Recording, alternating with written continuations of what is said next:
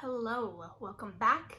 Happy Friday. We've made it through another week, or at least I presume we have, I guess, because I am pre-filming this.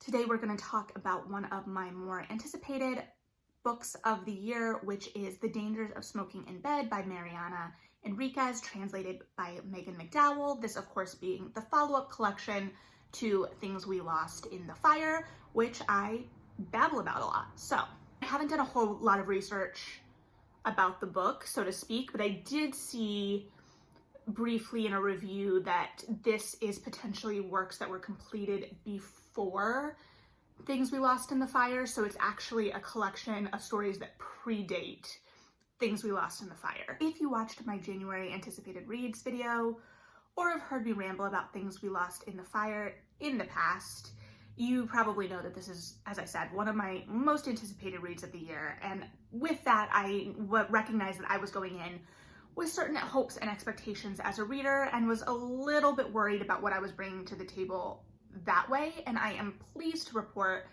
that this book did not let me down in any way. Like, I loved it. So with that, let's explore it a little bit. It is another collection of short stories, obviously. I didn't count how many are in here. I think we're sitting around 200-ish pages by the digital page count online, so it moves quickly. It's not a bloated collection by any means. So I guess for a brief overview of the collection, we start out with a young woman who, when she's a child, discovers the bones of a relative who died as an infant, as an innocent. And so she goes about her life and they reburied the bones, and this infant starts to haunt her. And she has to kind of deal with that. And the imagery of that is just fantastic. Like, she ends up wrapping this child in cloth so she can be seen. And in between, we kind of like explore change and legacy and whatnot. But the end of the collection then ends in a really, really smart way. The name of the story is When We Talk to the Dead, and it's kind of a coming of age exploration. And the way it ends is just such a smart way to end the collection. Just so smart. And in between, we have a little bit of everything. We have young adults kind of first coming into their own, dealing with the jealousy of that older friend that has been there and done that already as you're kind of just discovering the world. And that's set against the backdrop of like an isolated, I think, a quarry, like a pool in the countryside that's illegal. And so there's like the danger of getting caught there. And then we've got a young woman who is paralyzed by fear, but she hasn't always been. Her family used to be, and a vacation when she was a child somehow flipped something. We've got a haunted hotel where a ghost may be luring one of the guests who is haunted by her own regrets and sadness to a more dangerous end. We have haunted streets of Barcelona with the children that have been forgotten. We have children who, in another story, start coming back, lost children that start coming back from the unknown, and sometimes the dead, but they're not quite right. And what's going on? This isn't an easy collection, and it's not a safe collection, so to speak. There's a harshness to these worlds and a frantic energy, even as the language is so fluid. And I think Megan McDowell does a really good job at translating, because I can still tell, like, I've read her translations of both Mariana Enriquez and Samantha Schweblin, and the voices, I believe, really remain distinct, and yet the language that she's choosing is still so specific. It's just a really great partnership. And again, I haven't read a whole lot of translated works comparatively, so I don't know that I can pinpoint something that's done poorly or if I really am speaking, I'm not really speaking with any definitive expertise other than as a reader, I responded to the language and really loved it. All of these stories I think are really good, and I would argue that this is a continuation of what I experienced in Things We Lost in the Fire, are really good at ending kind of on a feeling. Nothing really feels resolved necessarily. There's often an ominous beat right beyond the ending of the story. We're not, in a tight, neat bow. We're at an emotional endpoint, an emotional precipice, if you will, and we're gonna leave off right before we fall off the edge. Or we're going to be looking back at this with a little bit of distance, a little bit of nostalgia, a little bit of understanding that almost makes that emotional beat at the end feel more dangerous, even though we are looking back at it from the future and know that we have gotten past that. So there's just a lot of depth there, and I just really love it. And I think too, I have only gotten into short stories really as a reader within the last 5 to 7 years, and I don't really consider myself well versed in short stories in a lot of ways. I know what I gravitate toward, and this is exactly it. I gravitate toward the weird and something that's rooted in reality, but just twists it and makes it ominous and odd. And these are, I would argue, these stories, the haunting, the oddness, all of that, the macabre, is a little bit more at the forefront even than I'm used to or would argue. I'm saying would argue. What am I arguing? Nothing. That's all a little bit more at the forefront even than it was in Things We Lost in the Fire.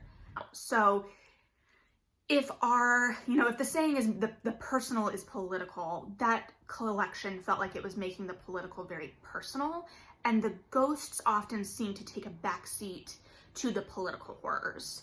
And here we're going back a little bit more to the personal is political, and we're focusing on those internal explorations. Again, Things We Lost in the Fire is one of my favorite collections, and everything is extremely personal, and the stakes are high both internally and externally, to be clear.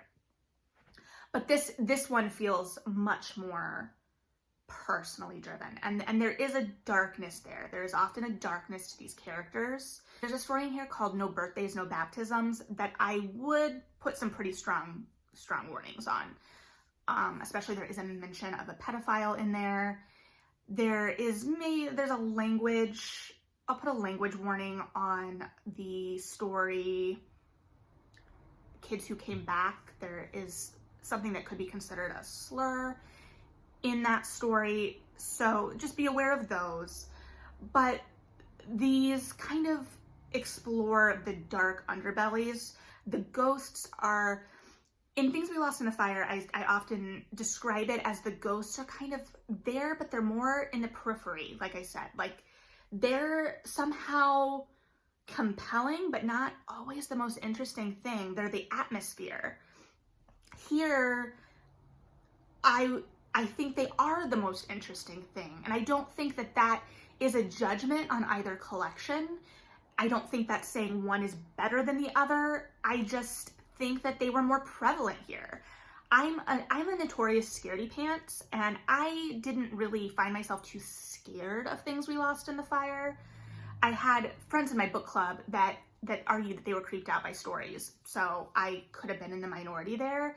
But I was scared at certain points in this story at night. I had to put Rambla Triste down. That's the story about the young children haunting La Rambla in Barcelona, because the atmosphere that was created in that story was just so stark and dangerous. You didn't know what was lurking behind what corner, and it wasn't even proverbial corners. Like, it was, the alleys.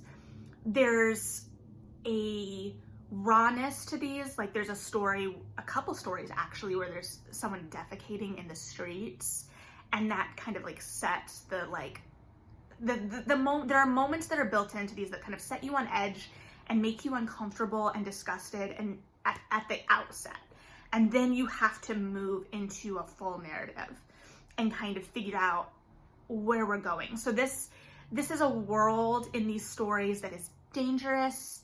it's stark, it's obsessive. I also think both collections do have kind of a through line. So The Kids Who Came Back is one of the last stories in The Dangers of Smoking in Bed, and it is the longest story in the collection, and it's also a really natural segue between collections.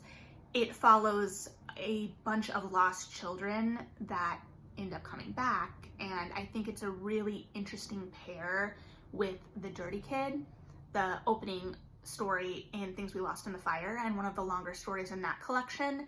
And I do believe that both collections really have a lot of stories.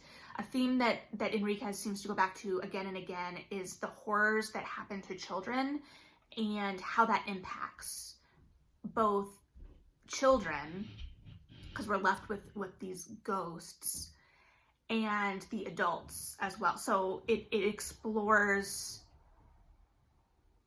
that moment. And I think too, like with the coming of age themes in this book, it makes sense that we've got a lot of people, ghosts, what have you, trapped in adolescence and childhood. I also found the namings of the collections really interesting within the kind of concept of the personal being political and the political being personal, because Things We Lost in the Fire is like this implication that something has happened to you. And The Dangers of Smoking in Bed implies a little bit more it's the beginning of that, right? Which, I mean, I guess makes sense too if this is your stories that you technically wrote first. But these are actions that we are taking, or these characters are taking, and like what happens because of those actions? What is the result? What things happen that are dangerous because of choices we've made? And how do we live with that? And can we live with that? And what are the ghosts that are left behind? So I'm probably reading way too much into that, but it is interesting. I will say The Dangers of Smoking in Bed was actually probably my least favorite story in the collection.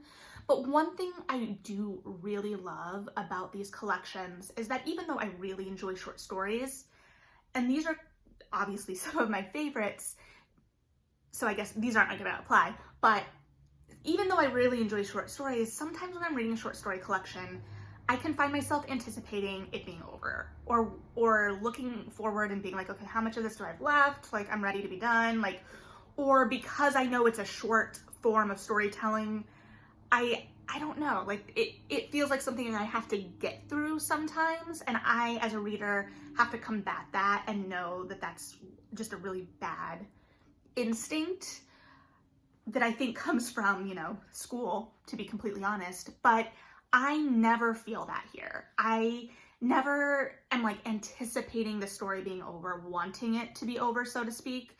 And sure, if you're not enjoying a short story, you're not enjoying a short story and you want it over.